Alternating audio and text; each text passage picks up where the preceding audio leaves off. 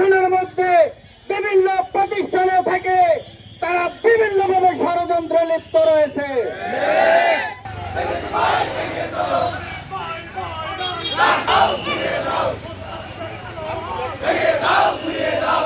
ছাত্রলীগ, যুবলীগ এবং এলাকার সন্ত্রাসী বাহিনীরা গত বছর জুলাই বিপ্লবের সংগ্রামী নেতৃবৃন্দের উপরে যে ন্যাক্কারজনক হামলা চালিয়েছে এবং নৈরাজ্যকর অবস্থা সৃষ্টি করেছে, তার প্রতিবাদে আজকে সারা বাংলাদেশে তৌহিদি জনতা সহ সকল রাজনৈতিক দল তার প্রতিবাদে বিক্ষোভ মিছিল করছে।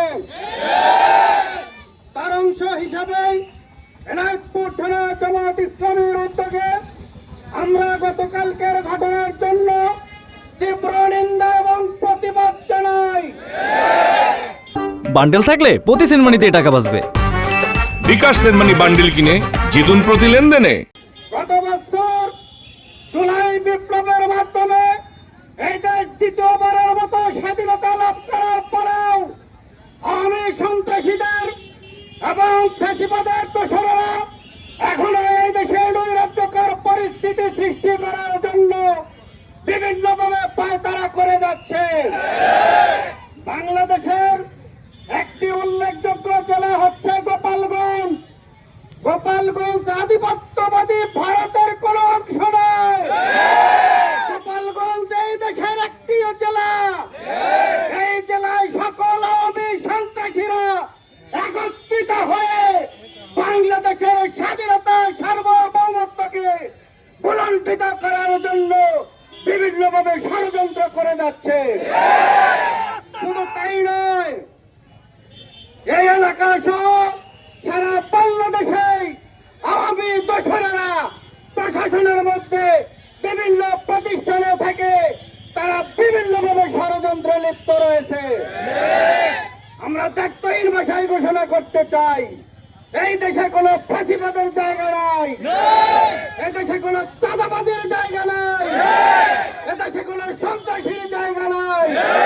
এই দেশ স্বাধীন হয়েছে ৭১ সালে, কিন্তু দ্বিতীয়বার জুলাই বিপ্লবের মাধ্যমে যে স্বাধীনতা হয়েছে, ছাত্র জনতা জীবন দিয়েছে, এক ফোঁটা রক্ত থাকতে এই স্বাধীনতাকে ভুলণ্ঠিত হতে দিতে পারি না আমরা।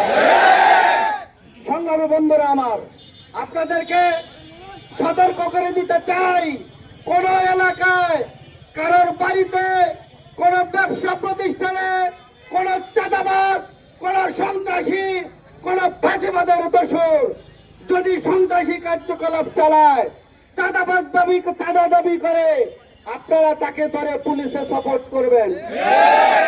আইন হাতে তুলে না নিয়ে, পুলিশের সহযোগিতা নিয়ে আপনারা তাদেরকে পুলিশে সাপোর্ট করে দেবেন।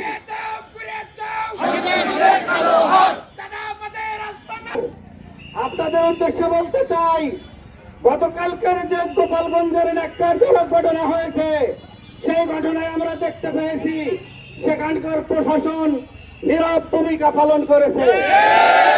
অন্তর্বর্তী সরকারকে জানিয়ে দিতে চাই, ওই সমস্ত চিহ্নিত দালালদেরকে, আওয়ামী দোসরদেরকে চিহ্নিত করে তাদের আইনের আওতায় আনতে হবে। অন্যথায় ছাত্র জনতা যে জীবন দিয়েছে, এই স্বাধীনতা ভুলণ্ঠিত হতে দেবে না।